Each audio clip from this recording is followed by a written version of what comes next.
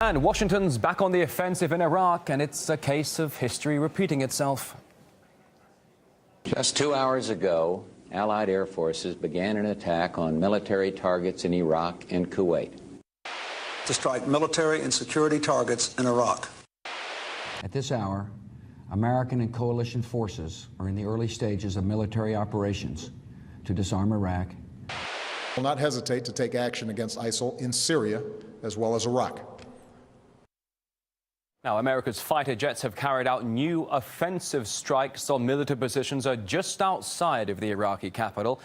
Now, instead of just protecting American personnel, Washington's proclaimed goal is to eliminate the Islamists. And it's not just Iraq that is to be bombed on Obama's orders, but also Syria. The White House even promised retaliation if Damascus uses its air defenses to intervene in the operation. In the meantime, Iran has rejected the possibility of cooperating with Washington on this matter. The supreme leader, the Ayatollah Ali Khamenei, has now called Obama's strategy shallow and biased.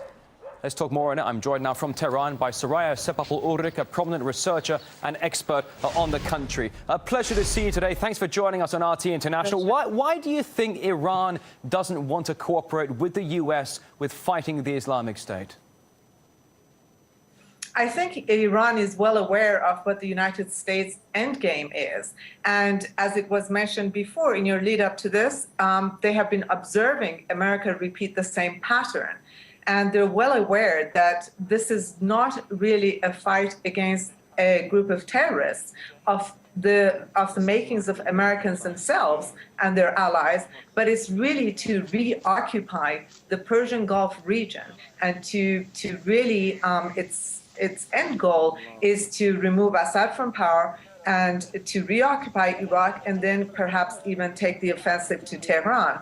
So Tehran, although I think they appreciate the threat from these terrorist groups, which they call ISIL or ICE right now, they also understand that without Americans, without the Saudi money, American training, they wouldn't be existing here in the first place. But Soraya, I'm so sorry if I can jump in because I think you're giving me two answers here. I wanted to ask you, the U.S. says, quote, the door remains open for Iran, but at the same time refuses to invite Tehran to a meeting of top diplomats to discuss ways of tackling the Islamists. So why is that?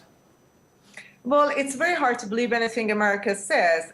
Initially, I think the United States had sought assistance from Iran to tackle the group, and Iran had not shown, was not interested in helping Americans militarily. I think they would stand by the Iraqis, they would stand by Syrians, but I don't think Iran is interested in a joint military operation, intelligence operation, or any kind of operation with the United States.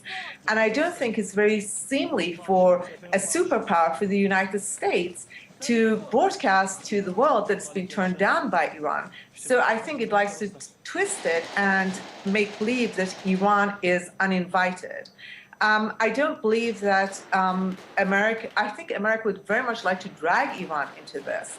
And I think that the whole purpose is to weaken each state in the region by using these terrorists. It's an age-old American tactic. It has always worked, and I think Iran is too smart to be dragged into this quagmire. Now, Soraya, when you talk about weakening states in the region, let's bring Syria into the equation now. American warplanes not just striking Iraq, but poised to strike positions in Syria as well. The West continues to support Syrian opposition groups, despite the reported links between the rebels and the Islamic State. This sounds like a very dangerous policy.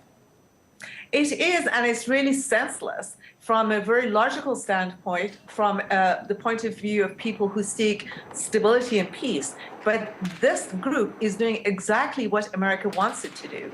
They're destroying each government, Syrian government, the Iraqi government, weakening them.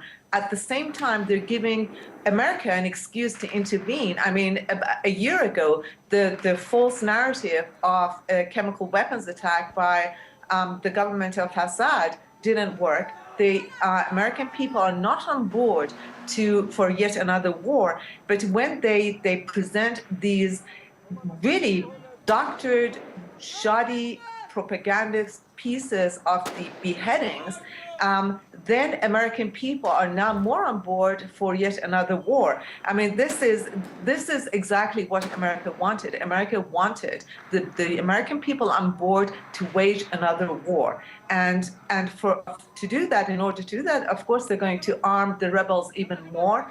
And at the same time, the rumors that America is giving intelligence to the Assad government. So it's creating chaos. It's really destroying every country in the region.